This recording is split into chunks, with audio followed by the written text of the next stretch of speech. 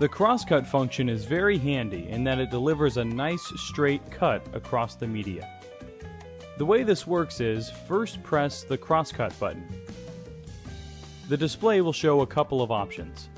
At the bottom of the screen there are icons indicating that the arrow keys can be used to move the tool head and the media to the exact location of where we want it to slice across the media.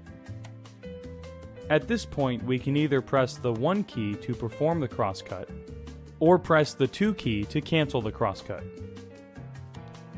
In this case we'll press the 1 key. The cutter cuts the media from the middle using an auxiliary blade with the tool head. Once the cut is complete, it will try to shake it off. When cutting thick material, if it can't cut through the first time, it will attempt to cut it 2 more times.